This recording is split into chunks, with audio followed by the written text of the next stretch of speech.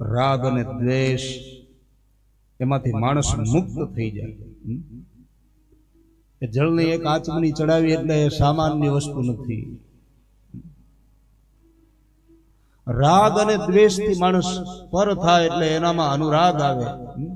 અનુરાગી બની માં મીરા, અનુરાગી થયો નરસૈયો, અને પરિણામે તમે જુઓ કે એનું જગતમાં હાલ શરીરે નથી, પણ છતાંય મારે તમારે એને યાદ કરવા પડે.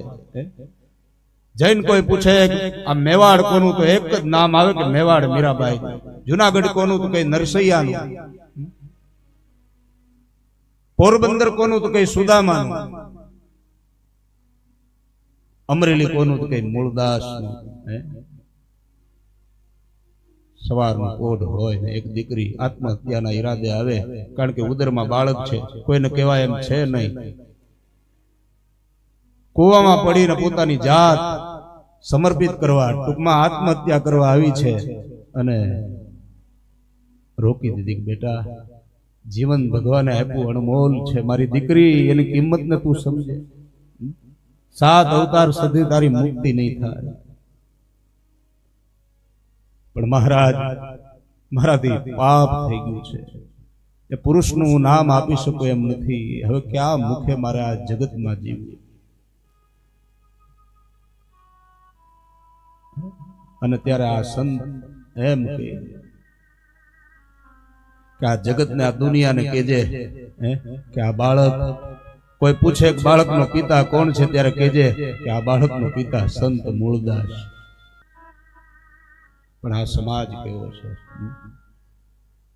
કે જેનો એકવાર ચરણ સ્પર્શ થઈ જાય, જેનો જમણો હાથ આપણા મસ્તક ઉપર લાગી જાય ને, તો વ્યક્તિ ન્યાલ થઈ જાય. એવું અસ્તિત્વ એને અમરેલીની પ્રજા ઓળખી ન શકી, એને ધૂતકારે છે. સંત મહાત્માનો તિરસ્કાર કર્યો. ખબર પડી જામનગર જામ સાહેબને કે મૂળદાસનો તિરસ્કાર થયો છે, અને આ કંઠી હતી છોડી નાખી. તો આપણું સમર્પણ ક્યાં?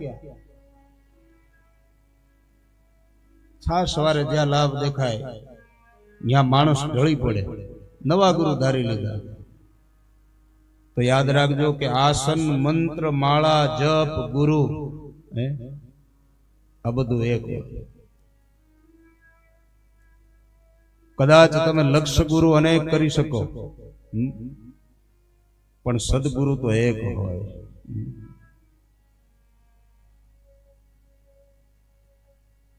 અહીંયા કંઠીનો ત્યાગ કરી દીધો આ સમાજ. સીતાને ઘોર જંગલમાં અમે પુત્રો જણાવ્યા. મા જાનકી કે જેને આ પૃથ્વી ફાડીને હમાઈ જવું પડે, આ સમાજ છે.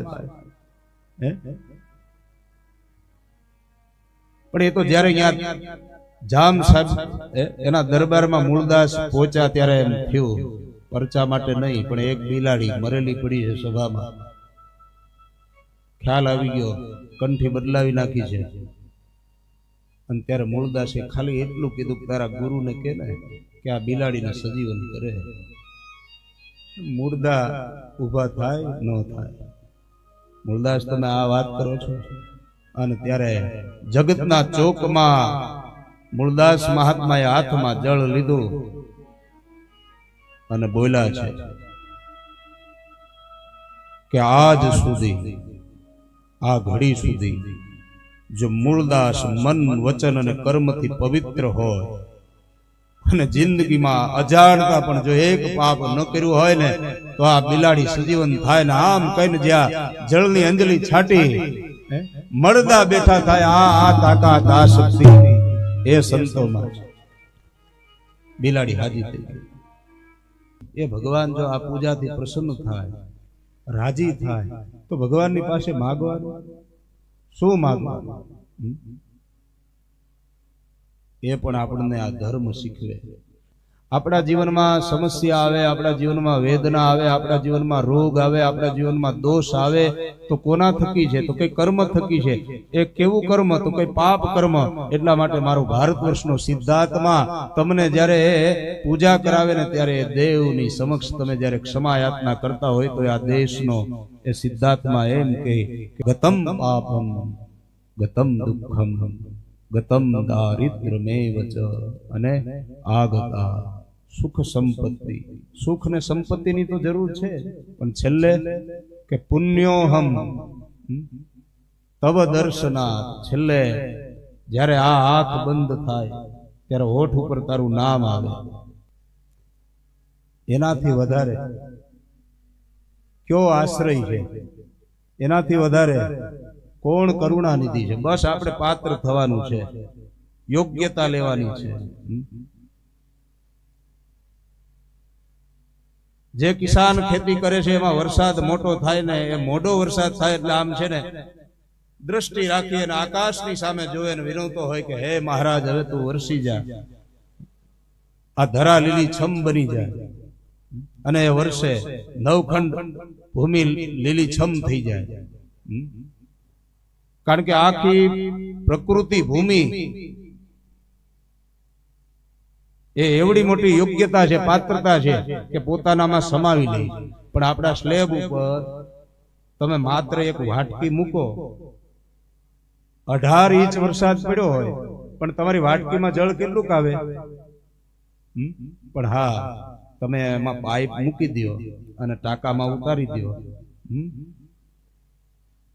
10,000 લીટરનો હોય તો ભરાઈ જાય, 2,000 લીટરનો હોય તો ભરાઈ જાય.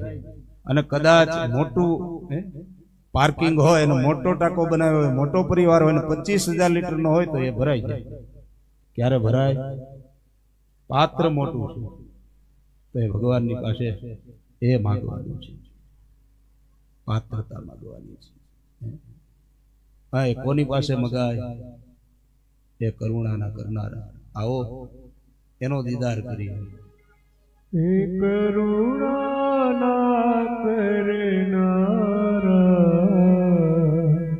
તારી કરુણાનો કોઈ પાર નથી. કરુણાના કરનારા, તારી કરુણાનો કોઈ પાર નથી. મારા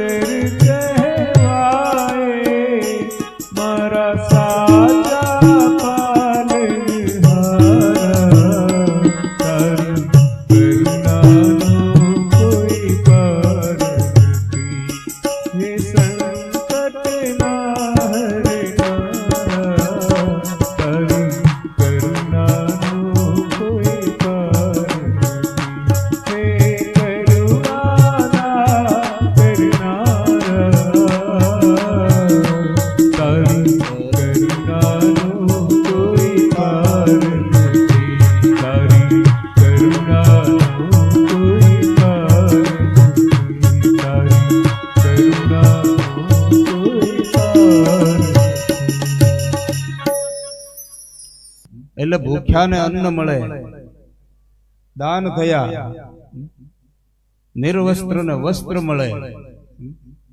તો આખી કથાને આપણે ગિરિરાજજીના ઉત્સવને સમજી લીધો.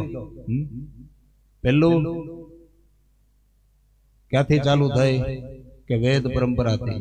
વેદનું પહેલું સૂત્ર કે માતૃ દેવો ભવ પિતૃ દેવો ભવ. પહેલી બાબત કે ભાઈ માતા પિતાની અવહેલના નહીં. ત્યાંથી ગિરિરાજ પૂજા ચાલુ થઈ. આપણે ખાલી ગિરિરાજજીનું ધ્યાન ધર્યું ને પંચામૃત ને 56 ભોગ દઈ દીધા એમ નહીં. કરતા હરતા ને સમાહર્તા એ છે એટલે કર્મ ભાવ છૂટી જાય ત્યાં સુધી જવાનું. એના માટે તો બતાવ્યું કે હા, જીવાત્મા પોતાના કર્મથી સુખી થાય ને દુખી થાય એ બોધ આપ્યો. કોઈને કોઈ વ્યક્તિ સુખ કે દુઃખ આપતું નથી. તો વેદના આવે, પીડા આવે તો ક્યારે કોઈના ઉપર આંગળી ચીંધવાની નથી. સગો ભાઈ છે આપણો, અને તમારું જીવન આખું તમે એના માટે સમર્પિત કરી દીધું. તમારો ભાઈ દુખી હોય તો તમે દુખી હો, એના સુખે તમે સુખી હો, પણ છતાંય ક્યારેય ભાઈના હોઠ ઉપરથી એક સારું વેણ તમારા માટે નથી આવ્યું. અને દુઃખ થાય તો અહીંયા ભગવાન બતાવે છે કે દુખી નથી થવાનું.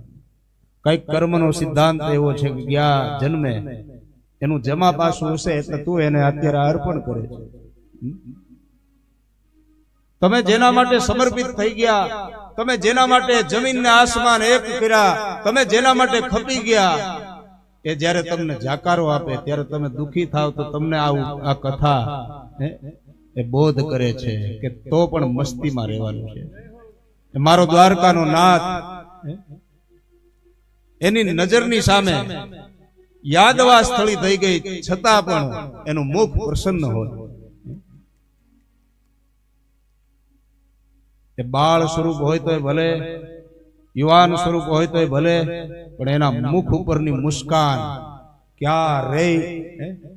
24 કલાક તમે જો એના મંદિરમાં તમે દર્શન કરજો, જો તમે એનો અનુભવ કરજો, અહેસાસ કરજો. કૃષ્ણનું કોઈ પણ સ્વરૂપ હોય, કોઈ પણ હવેલીમાં જાઓ, મંદિરમાં જાઓ, એ સ્વરૂપ નાનું હોય કે મોટું હોય,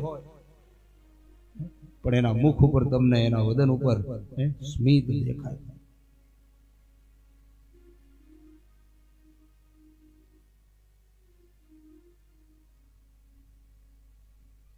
બહુ તત્વ પડ્યું છે ભાઈ આમાં. પ્રકૃતિ, વિજ્ઞાન વગર આપણે જીવી ન શકીએ, પ્રકૃતિ વગર જીવી ન શકીએ. માટે બતાવ્યું કે હા, તમે પ્રકૃતિનું સ્થાપન કરો. ઇન્દ્ર ભગવાન એના યજ્ઞની જગ્યાએ ગિરિરાજજીની પૂજા કરાવી, પર્યાવરણ માટેની ચિંતા કરી, માં ગૌરી માટે ચિંતા કરી, અને છેલ્લે સંપૂર્ણ શરણાગતિ આવી જાય. અને પછી એ મારો નાથ એ ગિરિરાજજીમાં આવી જાય. પોતાનું એક સ્વરૂપ એમાં પધરાવ્યું છે. મારો એ જગદીશ, જેની લોકો પરિક્રમા કરે તો ન્યાલ થઈ જાય. બધાને ખુશી થઈ પણ એકને ન થઈ. કોને? ઇન્દ્ર મહારાજ. ઇન્દ્ર મહારાજની પૂજા બંધ રહી, ગિરિરાજજીની પૂજા થઈ. માટે ભયંકર ભીષણ ક્રોધાગ્નિ વર્ષે છે. સામવર્તક આદિ મેઘોને આજ્ઞા કરી કે જાઓ, ધરાતલ ઉપર તૂટી પડો. કડાકા અને ભડાકાની સાથે વૃંદાવનની અંદર ભયંકર ગાજવીજ સાથે વરસાદ ચાલુ થયો. નદીઓ બે કાંઠે વહી રહી છે. આખું વાતાવરણ જાણે પ્રલય સામો દેખાય છે. લોકો પોતપોતાના ઘર છોડીને જે ઊંચાઈ હતી ત્યાં જવા લાગ્યા. પણ ઇન્દ્રનો ક્રોધાગ્નિ એટલો વર્ષે છે, પુનઃ આજ્ઞા કરી કે હજી તૂટી પડો. અને મેઘ ગણો ભયંકર તૂટી પડ્યા છે. આખું વૃંદાવન, જ્યાં જો ત્યાં કોઈ સ્થળ એવું નથી કે જ્યાં જળ ન હોય. અને પછી બધા નિરાશ્રી બન્યા અને ભગવાન કૃષ્ણની બાજુમાં આવ્યા અને પ્રાર્થના કરી કે હે જગદીશ, હવે બચાવી લ્યો. અને પછી મારો નાથ, એનું સામર્થ્ય કેટલું કે પોતાના ડાબા હાથની આ પહેલી આંગળી એ લઈ અને ગિરિરાજજીને ધારણ કરે છે અને સૌને ગિરિરાજજીની નીચે રક્ષા આપે છે. કેવડું સામર્થ્ય! રચલી આંગળીએ વાલે ગોવર્ધન તોડ્યો, વાલે ગોવર્ધન તોડ્યો, ઇન્દ્રનો ગર્વ ઉતાર્યો,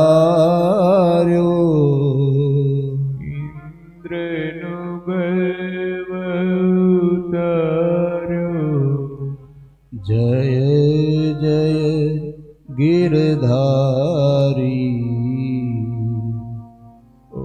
ઓમ જય જગદીશ હરે, ઓમ જય જગદીશ હરે, ઓમ જય કાના કાળા, ઓમ જય કાના.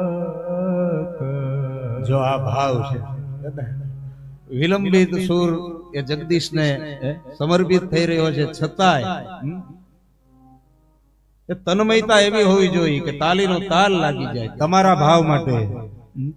રચલી આંગળીએ વાલે ગોવર્ધન તોડો, વાલે ગોવર્ધન તોડો, ઇન્દ્રનો ગર્વ ઉતાર્યો, ઇન્દ્રનો ગર્વ ઉતાર્યો, ઇન્દ્રનો ગર્વ ઉતાર્યો, જય જય તારી ઓ કાના જય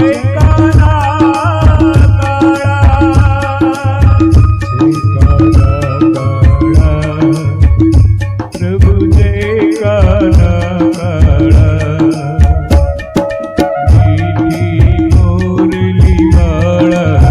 મીઠી મોરલી વાળા રાધાના પ્યારા, ઓમ જય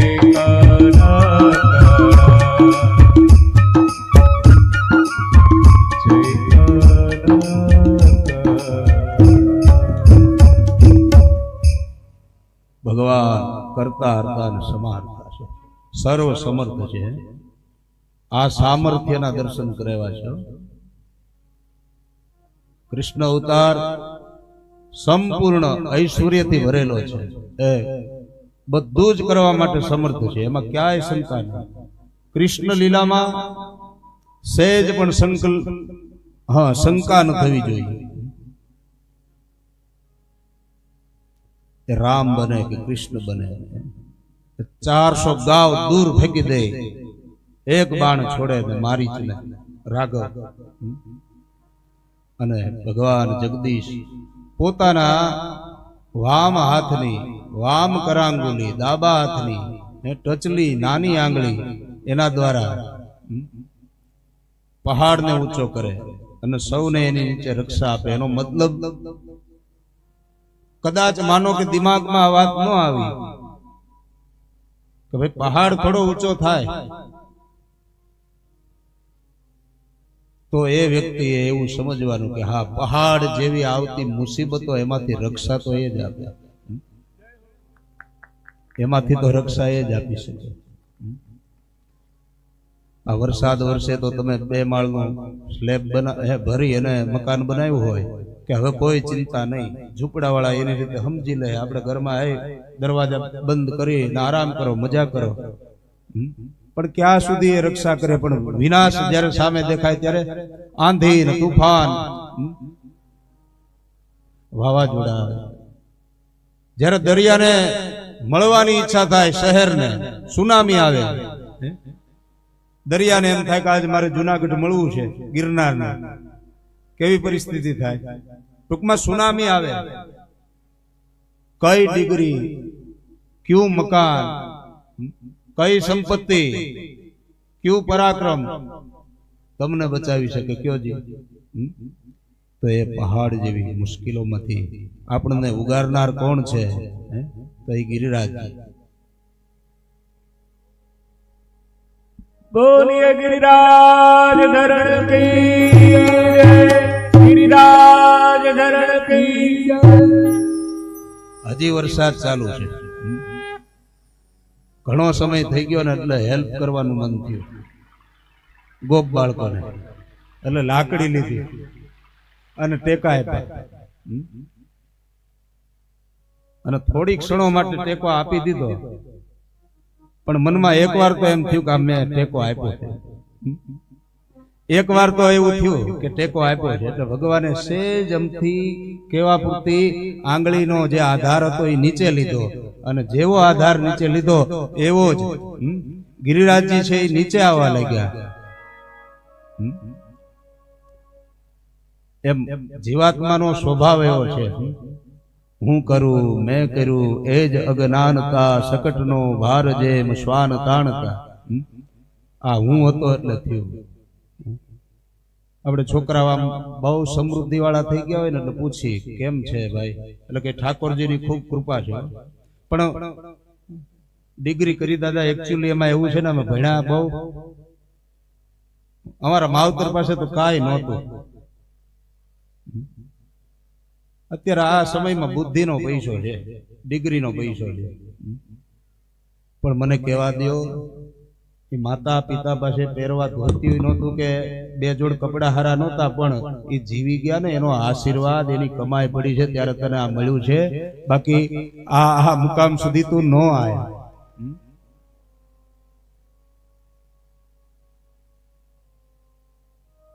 સાહસની સિદ્ધિ છે, મહેનતનો પૈસો છે. અરે સાહસ મહેનત આ બધું કરવાનું છે પણ એનું કઈ આવે નહીં.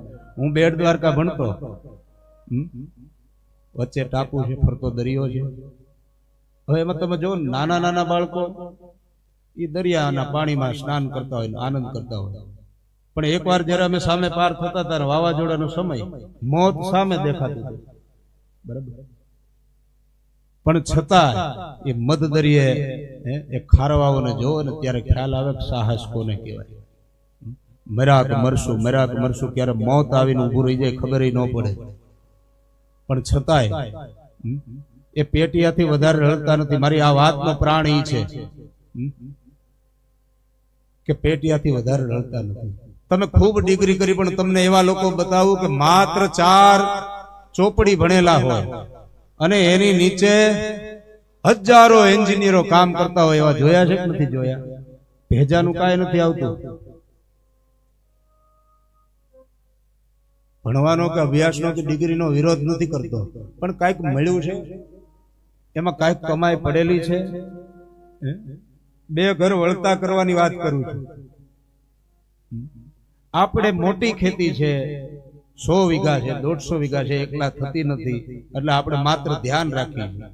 આપણે એમ કઈક મહેનતના નાણાં છે, આપણી જ ખેતીમાં આપણાથી વધારે, બરાબર, ખેતીમાં એમ કે ભાગ્ય રાખાય, એમ કે મજૂર કે જે કઈ કામ કરતા હોય, હવે તમારાથી વધારે મહેનત કરે છે કે નહીં? તમારે ફેક્ટરી છે કોઈ સુખી સંપન્ન લોકોને, બરાબર, તમારી નીચે જે કામ કરે છે તમારાથી મહેનત વધારે કરે છે કે નહીં? પણ છતાંય એ લોકો પેટિયાથી વધારે રડતા નથી. એટલે ખાલી મહેનત કરો, ખાલી ડિગ્રી કરી લ્યો, ખાલી સાહસ કરી લ્યો, અને આપણને એમ થાય કે ભાઈ અમારા સાહસનું સુખ છે, બુદ્ધિનું સુખ છે, મહેનતનું. ખાલી સાહસ બુદ્ધિ ને એ નથી, એની સાથે એક વસ્તુ છે, એ છે કાંઈક કમાઈ, બરાબર, તારા ખાનદાનમાં પડેલી છે. હું કરું એ ભાવ છૂટવો જોઈએ. મેં કર્યું એ જ અજ્ઞાનતા, શકટનો ભાર જેમ શ્વાન તાણતા. એટલે ગિરિરાજજી આપણને ત્યાં સુધી લઈ જાય છે, અને પછી જયારે સંપૂર્ણ જીવાત્મા નિરઅભિમાની બની જાય, નિર્મળ બની જાય, એટલે મસ્તક ઝૂકે ને ઝુકાવ આવે ને એટલે વ્યક્તિ ન્યાલ. નહીં તો રાવણ જેવો તેવો હતો, હાક ડાક વાગતી, જે નવગ્રહને ઢોલિયા બાંધી શકે,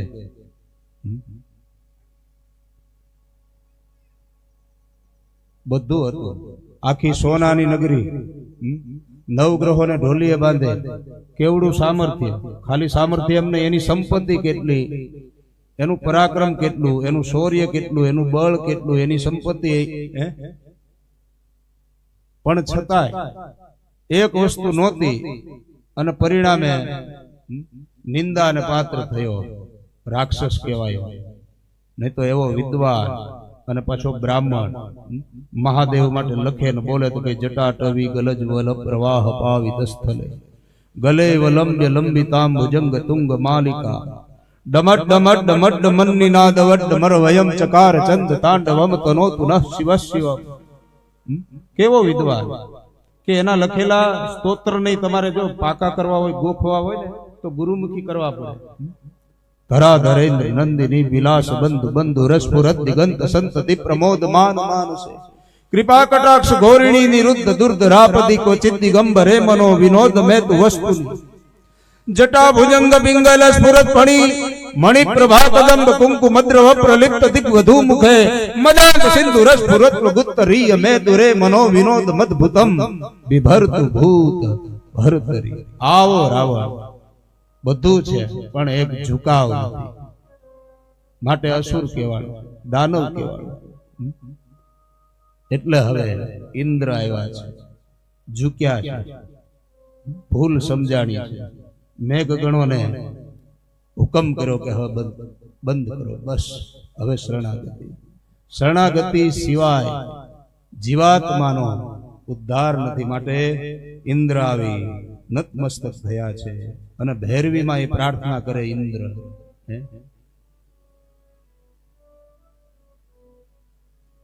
વિશુદ્ધ સત્વમ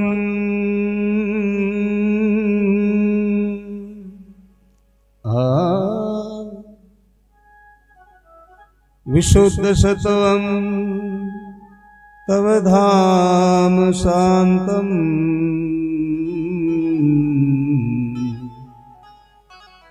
તપોમયમ ધ્વસ્તરજસ્તમસ્તકમ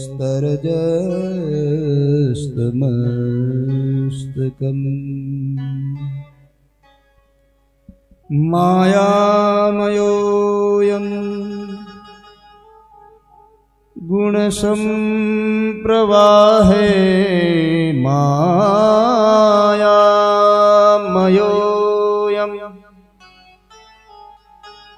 ગુણસંપ્રવાહે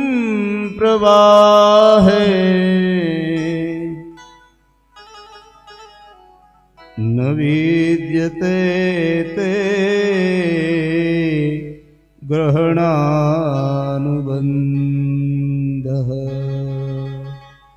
મસ્તક ઝૂક્યું છે. કામધેનુએ પોતાના દૂધથી પ્રભુનો અભિષેક કર્યો.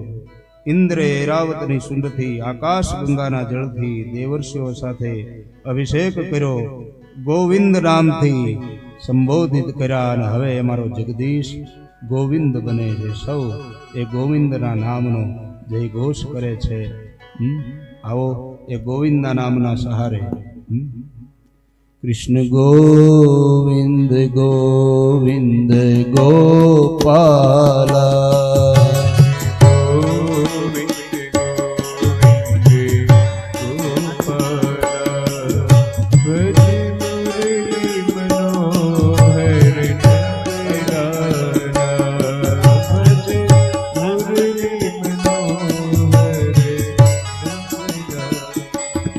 ભોલેનાથ રાજી છે. સહદેવસિંહજી આપણી કથામાં ભોળાનાથ બહુ રાજી થયા છે. કાલે